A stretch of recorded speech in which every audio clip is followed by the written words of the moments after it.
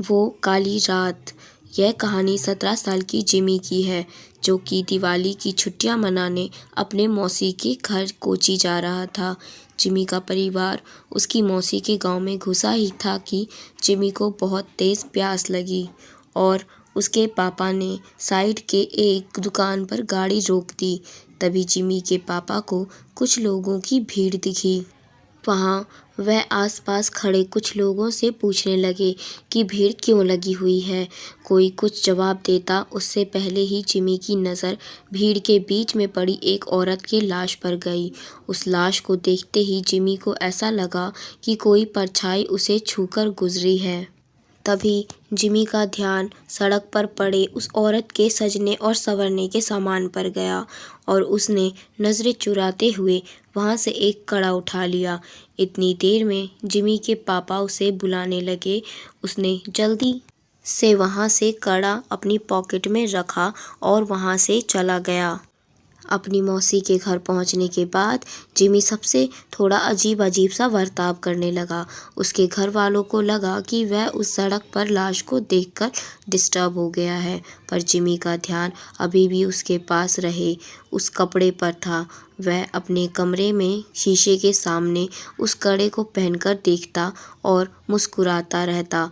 एक दिन जब जिमी अपने कमरे में उस कड़े को पहने खड़ा था तो उसका मन किया कि वो पूरी तरह से लड़की बन जाए। वह अपने कज़न रिचा के पास गया और उसने उसके सजने संवरने का सामान मांगने लगा। फिर जिमी अपने मौसी के कमरे में गया और वहाँ से उनकी साड़ी और लिपस्टिक उठाकर ले आया। वह तैयार हो ही रहा था कि जिमी के पापा उसके कमरे में आ गए। जिमी को देखते ही उसके पापा उसे खूब डांटने लगे। जिमी ने रोते हुए कहा कि वह लड़की बनना चाहता है। यह सुनकर उसके पापा बेहद गुस्से में आए और उन्हें बुरी तरह से पीटने लगे और उसका कमरा बाहर से बंद कर चले गए। जिमी अपने कमरे में बैठकर ज़ोर-ज़ोर से रोने लगे कि तभी अचानक उसे दीवार पर लड़की की एक परछाई नज़र आई और धीरे-धीरे वह परछाई उसकी तरफ आने लगी। जिमी वह परछाई देखकर थोड़ा घबरा गया और कमरे का दरवाज़ा ज़ोर-ज़ोर से पीटने लगा, पर किसी ने दरवाज़ा नहीं खोला। उसने मुड़कर देखा, वहाँ कोई नहीं था। फिर उसके बेड के नीचे से एक अजीब सी आवाज़ आने लगी, मानो कोई जिमी को पुकार रहा हो।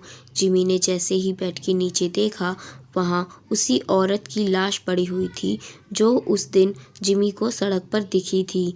वह दिखने में बहुत डरावनी लग रही थी।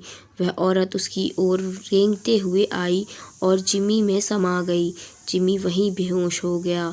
अगले दिन जिमी अजीब तरह से बर्ताव करने लगा। वह अपनी मौसी की साड़ी पहनने रहता, लड़कियों की तरह सजता और संवरता और सबसे बोलता कि अब से उसका नाम लक्ष्मी है। कभी-कभी वह ज़ोर-ज़ोर से चिल्लाता और सारा घर सर पर उठा लेता, तो कभी किसी कोने में दुबक कर बैठ जाता और डरा सा और सहमा हुआ रोता रहता। एक दिन रोते-रोते उसने अपनी माँ से कहा कि लक्ष्मी और उसे हर जगह शैतान नज़र आते हैं और उसे आकर मार देंगे। उसने कहा उन शैतान के पैर उल्टे हैं, दांत खून से सने हुए हैं और लंबे-लंबे नाखून हैं, जिससे वह उन पर हमला करना चाहता है। जिमी की हालत देख दिन पर दिन खराब होती जा रही थी, लेकिन वह रोज़ लक्ष्मी बनकर सजता संवरता और अपना सारा कमरा बंद करके नाचता रहता। उसके घर वाले समझ नहीं पा रहे थे कि उसके साथ क्या हुआ है और वो अपने आप को क्यों लक्ष्मी कहे जा रहा है। जिमी के पापा मदद के लिए आस पड़ोस में पूछने लगे। पता करने पर उन्हें मालूम पड़ा कि वह लाश जो उन्होंने उस दिन सड़क पर देखी थी, वो किसी और की नहीं बल्कि जॉर्ज लक्ष्मी की थी। जॉर्ज एक लड़के से प्यार करता था और वह अपना नाम बदलकर लक्ष्मी भी इसलिए रखा था। वह दोनों एक दूसरे से शादी करना चाहते थे, लेकिन जॉर्ज के घर वालों को यह मंजूर नहीं था। उसके लिए ऐसा करना एक बहुत बड़ा पाप था और गांव में हो रहे बदनामी की वजह से उसने जॉर्ज यानी कि लक्ष्मी को सबके सामने मौत के घाट उतार दिया। यह बात सुनकर जिमी के पापा के रोंगटे खड़े हो गए।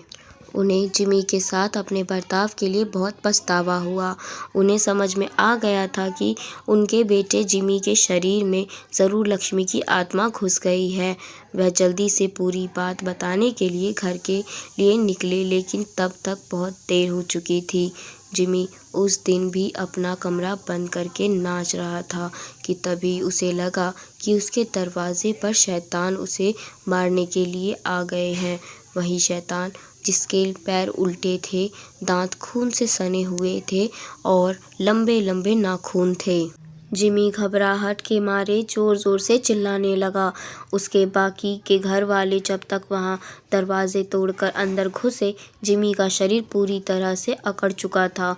वह तुरंत उसे हॉस्पिटल लेकर भागे। डॉक्टर ने बहुत कोशिश की, वह किसी तरह जिंदा बच गया।